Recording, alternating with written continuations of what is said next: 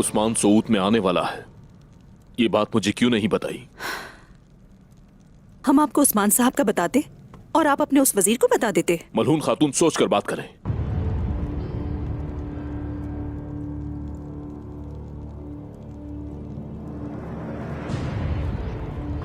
आप मुझे बुरा समझती हैं, लेकिन मैं आपको बता दूं, मेरा मकसद एक ही है,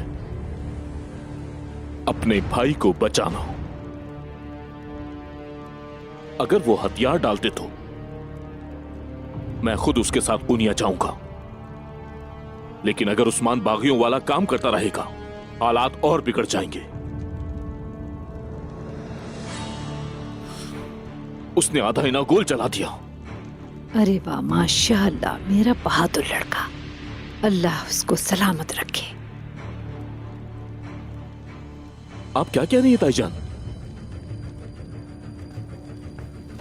ताईजान, उस्मान ने इनागोल को जलाकर तकफूरों को भड़का दिया। वो मेरी जान ले लेते। अगर वजीर आलम शाह वहां ना होते तो मेरा बचना नामुमकिन था।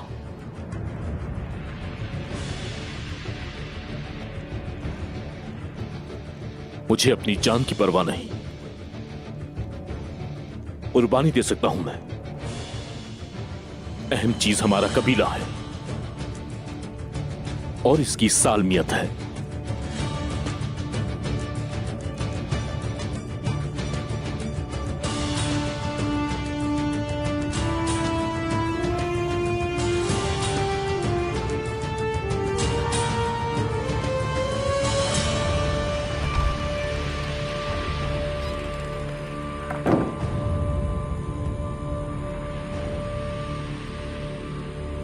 अगर हम तिजारत नहीं करेंगे तो हमारे लोगों का क्या हाल होगा, ये आप लोग अच्छी तरह जानते हैं।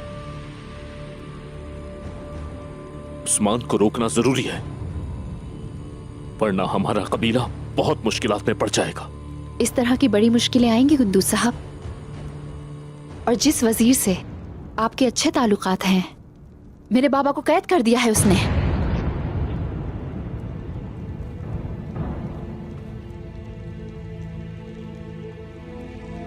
ये आप क्या कह रही हैं बाला खातून? शेख अदा बाली को जिंदान में क्यों डालेंगे वो? आपको ये उस वजीर से पूछना होगा। आप अपने भाई से ज्यादा उस वजीर पर भरोसा करते हैं, ये उम्मीद नहीं थी। वो वजीर जबरदस्ती मेरे बाबा को उठाकर ले गया है।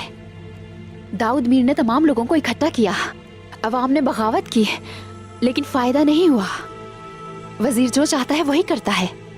अब मेरे बाबा जिंदान में है कुद्दूस साहब। अगर थोड़ी भी हिम्मत है, हमारे शेख को जिंदान से बाहर निकलवा कर दिखाइए।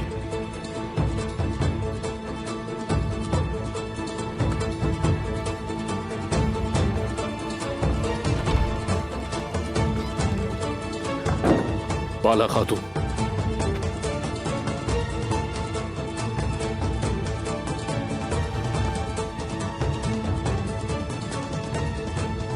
वजीर के पास जाऊंगा मैं। आप परेशान ना हो, शेख अदा बाली को जिंदान में नहीं रहने दूंगा। और ये कब होगा कुद्दूस साहब? वजीर इस वक्त नागोल में है, मुझे मालूम है। अगर सऊद में होता तो अभी उसके पास जाता। मैं सुबह ही उसके पास जाऊंगा।